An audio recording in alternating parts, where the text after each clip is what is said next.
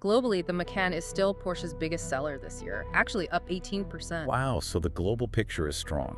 Very strong.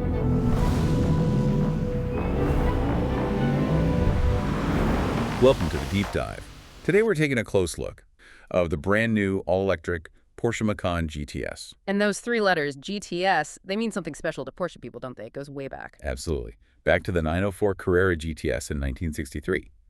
So our mission today, well, it's twofold. First, does this electric SUV actually earn that GTS badge? And second, how's it being received? Specifically, in the really important Australian market, especially given its timing. Right. So let's jump into the performance first. What makes it a GTS on paper? Well, the numbers are pretty staggering. This is the fifth variant of the electric Macan, and it pushes out, wait for it, up to 420 kilowatts of overboost power. Which is about 571 horsepower in the old money. Mm-hmm. And the torque.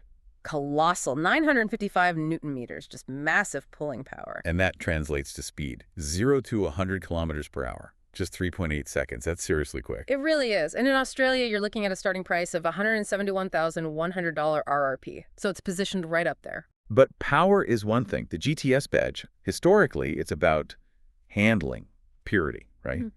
Does adding a heavy EV battery compromise that? Porsche seems to have thrown a lot of tech at it. The sources highlight this sports air suspension. Yeah, with specific GTS tuning. And they've lowered it by 10 millimeters. Exactly. It sounds tiny, but lowering that center of gravity even a bit, that's crucial for feel. Plus, they've added Porsche Torque Vectoring Plus.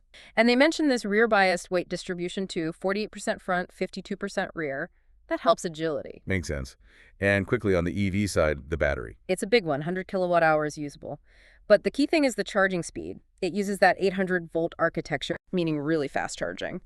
If you find a powerful enough charger, like a 270 kilowatt unit, you can go from 10% to 80% charge in about 21 minutes. That's actually usable on a longer trip. Okay, that's impressive. And in Australia, they seem to be loading it up with standard kit, too. Yeah, things like the panoramic roof, Bose sound system, they're standard there, which helps justify that premium price tag, I suppose. Right, which brings us neatly to the market side of things. How is this high-priced, high-performance EV landing in Australia right now?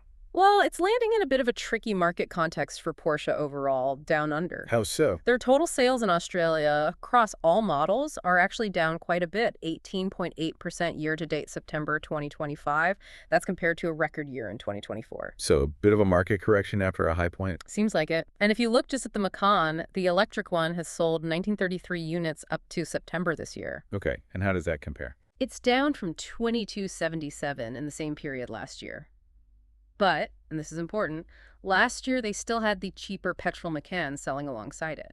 That petrol model is gone now in Australia. Ah, so it's not quite an apples-to-apples comparison. They've deliberately shifted the product mix upwards, price-wise. Exactly. And Porsche Cars Australia, they're quite upfront about this. Their head of PR, Alexis Truscott, basically said matching the old sales numbers wasn't the goal. Really? What is the goal then? They're positioning the electric Macan as, and I quote, market leading in the luxury EV segment. They see it performing very well within that specific bracket. So it's a strategic realignment, focusing on premium EVs rather than pure volume. That seems to be the play. And crucially, they've confirmed they won't bring back the cheaper petrol Macan to chase volume. It's electric only for the Macan in Australia now. Like a bold move, especially with overall sales dipping. It is, but you have to look globally too. Globally, the Macan is still Porsche's biggest seller this year, actually up 18%. Wow, so the global picture is strong. Very strong. And get this, 56% of all Macans sold worldwide so far in 2025 were the electric version. Okay, so there's definitely huge global momentum behind the electric Macan, even if Australia is seeing a specific, maybe deliberate adjustment period. Yeah, it looks like a strategic pivot towards higher value EVs in Australia, leveraging that global success. Right. Which brings us to our final thought for you, the listener, to maybe chew on. If Porsche's strategy in markets like Australia is genuinely about leading the luxury EV space, not just matching old petrol sales numbers, then what metrics, beyond just the quarterly sales figures, should you really be tracking over the next few years to judge if the strategic realignment is actually working for them in the long run? something to think about.